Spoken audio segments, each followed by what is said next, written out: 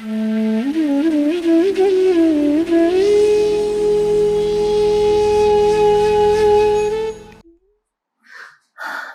मोहंती हैं। छठा श्लोक उद्धृत कर रहे हैं। मैं अजन्मा और अविनाशी स्वरूप होते हुए भी तथा समस्त प्राणियों का ईश्वर होते हुए भी अपनी प्रकृति को अधीन करके अपनी योग माया से प्रकट होता हूँ। आचार्य जी नमन। इस श्लोक में भगवान अर्जुन को कह रहे हैं कि मैं समस्त प्राणियों का ईश्वर होते हुए भी प्रकृति को अपने अधीन करके अपनी ही योग माया से प्रकट होता हूँ। आचार्य जी सामान्यतः हम सभी इस शब्द योग माया को सुनकर कोई जादुई सी छवि बना लेते हैं। क्या श्री कृष्ण किसी जादुई योग माया की बात कर रहे हैं या ऐसा कुछ और अर्थ है जो संसार की बुद्धि से परे की बात है? कृपया स्पष्ट करें।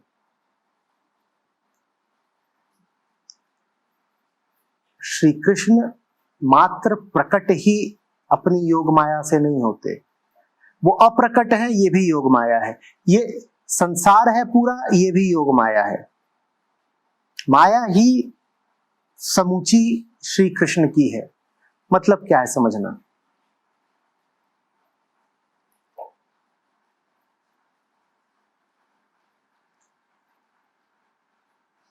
मूल माया है अहम की ये धारणा कि वो अपूर्ण है। मूल माया है संसार का खंड खंड दिखना। अहम भी खंडित है और संसार में जो कुछ है सब खंडित है। कुछ भी अनंत नहीं है, कुछ भी असीम नहीं है। ये मूल माया है।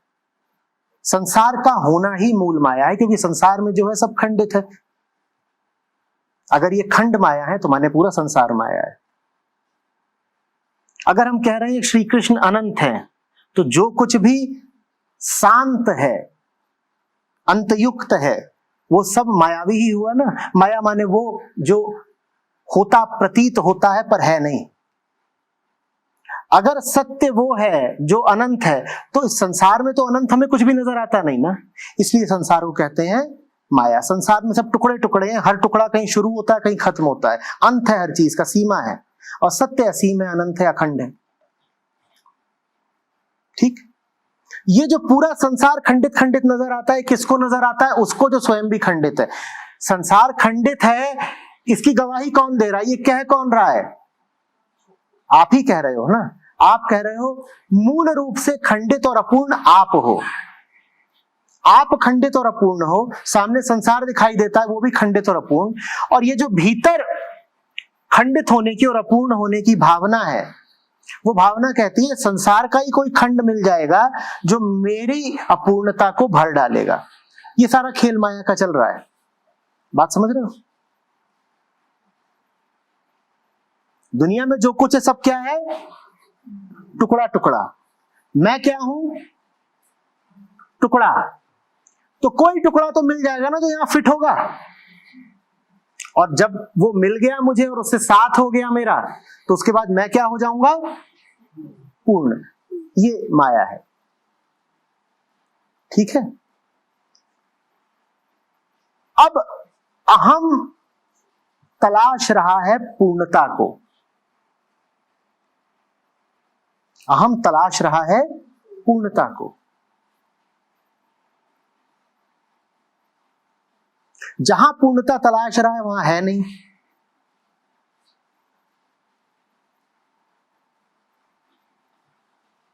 कहीं भी पूर्णता उसे मिल ही नहीं सकती। अपने आयाम में तलाशेगा ना।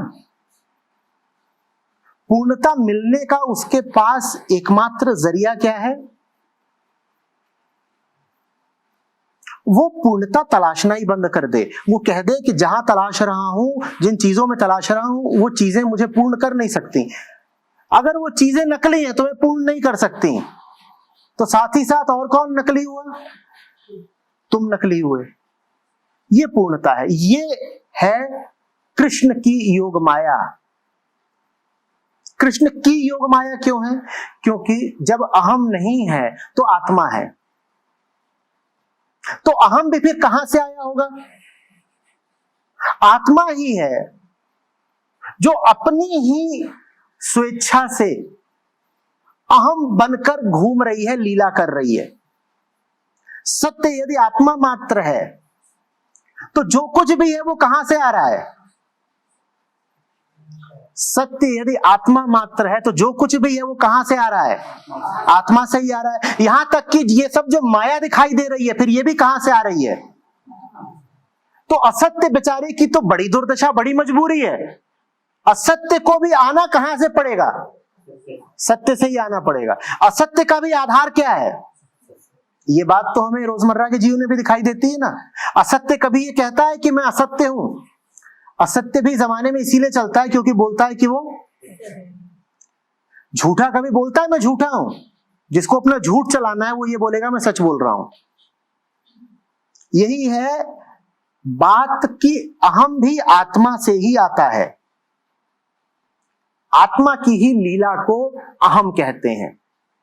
इसी बात को दूसरे शब्दों में कह देते हैं कि कृष्ण की लीला को माया कहते हैं। आत्मा की स्वेच्छा को अहम कहते हैं। आत्मा की स्वेच्छा को अहम कहते हैं। इसी बात को कहने का दूसरा तरीका है कि कृष्ण की लीला को माया कहते हैं। बात समझ में आ रही है?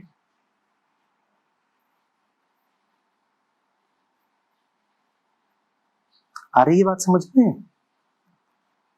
नहीं आ रही तो पूछिए। What?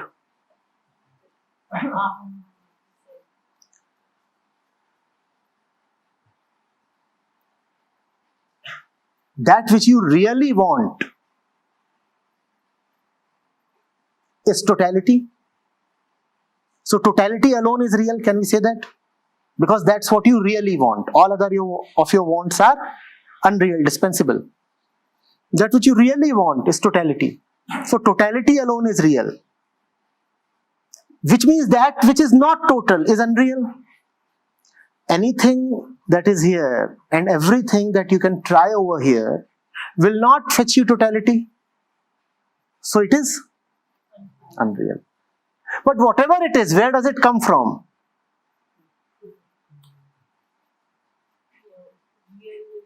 It can only come from the place it goes to when the unreal vanishes.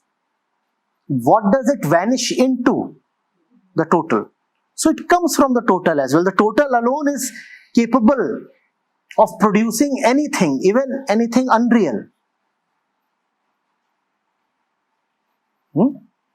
So that is why the Atma, the truth, is considered the source of all falseness as well.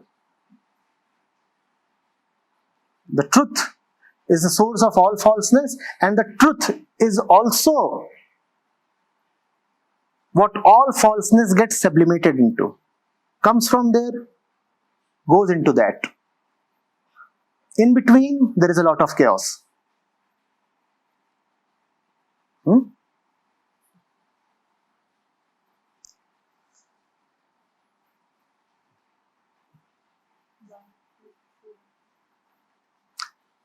Does the truth ask that?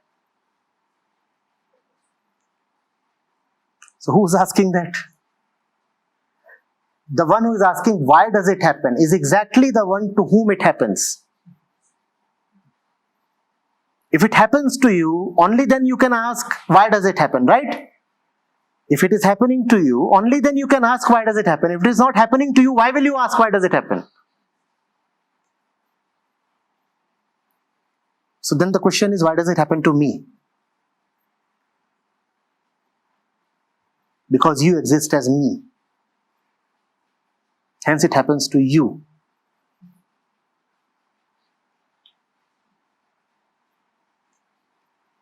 Will it happen if you are not me? Then there is nobody to whom it can happen.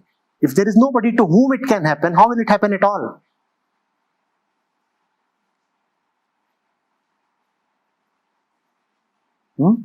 If there is nobody left to be hurt, will there be hurt?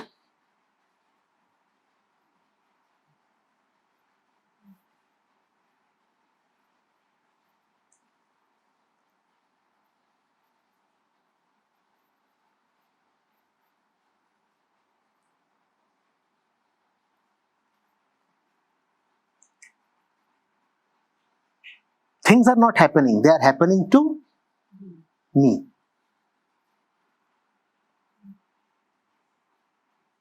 There is nothing objective in this world. All is subjective. It's happening with respect to me.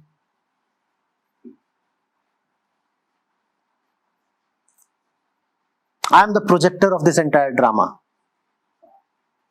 And it's a very murky drama. It's not a drama that involves entertainment. It's a drama that is draining everything out of me.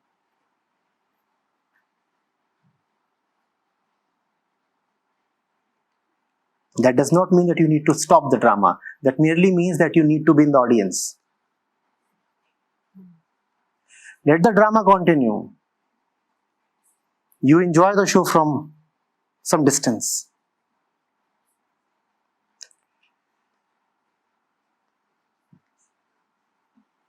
Hmm?